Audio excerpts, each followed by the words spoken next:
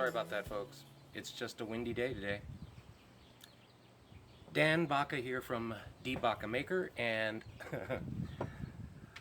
this is a question. I have a question in this video, and I have received a package from Roy and Jess Adams over at Christ-Centered Ironworks. And so I'm going to start this off first with the question. I found this at our antique store. It was very inexpensive. And it was sold as a candle holder, a wall-mounted candle holder. I don't think that's what it was.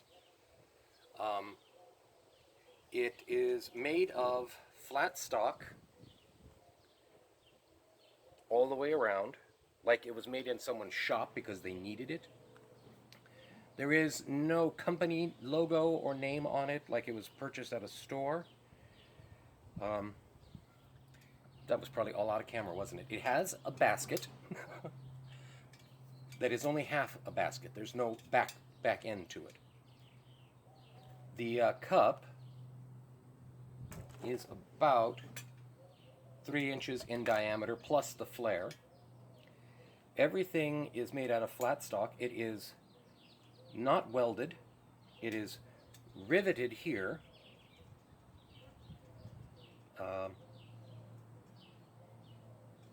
And then there were slits.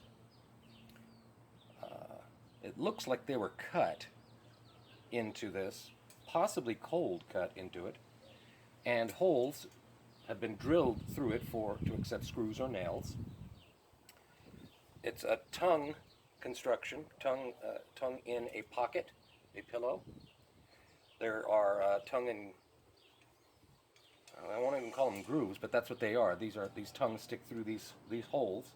There is a spot here where it looks like they were going to punch another hole. In fact, they had started to punch another hole. So this might have been hydraulically punched, but they moved the hole over to here. The back has two bits cut out, and these were folded over so that this unit could be slid down in, matching that, and then they were folded back over under heat and hammered into position. There is, on this unit, and this is why I don't know what it is really, there is a socket here that is obviously supposed to accept something that went above it. There is a hook up here that has been spooned out a little bit, right, like that. And again, that was obviously to be accepting something. So I'm not even sure if it goes like this or it goes like this. You know, if it goes like this, then maybe this was a light bulb, and this was whatever contraption they used to put the light bulb in. I don't know. It is an interesting item. It's definitely a 20th century item, a shop-made item, a purpose-made item. But I just don't know if it was, in fact, a wall sconce or if it was a tool holder of some sort. So that's my question. And for comparison, here is another commercially made sconce, and this one is obviously a sconce. It is a cheap sconce. I got it at a thrift store. But it has a flat bottom to hold a candle. So very obviously it was meant to be a candle holder. So if anybody has an idea what this thing really is, otherwise I'll just duplicate it in a different manner. And now on to the main event. This is a prize that I won during one of Roy's live streams. It was a Tong giveaway live stream just about a week ago. And thank you very much, Roy and Jess, for all the videos you do put out, for the timely shipment of this item, because it is Roy's handmade slitting chisel. When I first did this video, this is the second take on it, I called this a slitting punch. I am not using this as a slitting punch. This is to cut slits in hot metal. It's not meant to punch through. But at least it'll give me a demarcation line for when I'm doing things like making bottle openers. That'll give me my 1 inch. So thank you very much, Roy and Jess, for this, for all the things that you do for the community.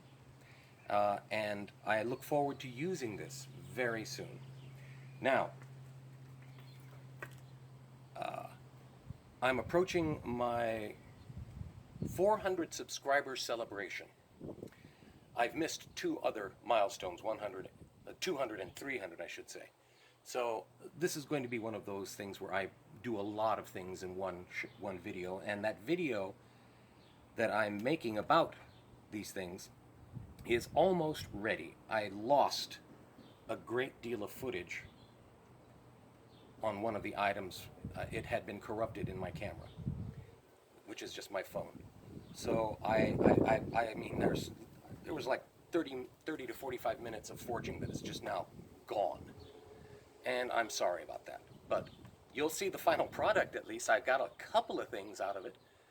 But I'm just disappointed that the video is not going to be as complete as I wanted it. But you'll get to see that really, really soon. It is 90% done.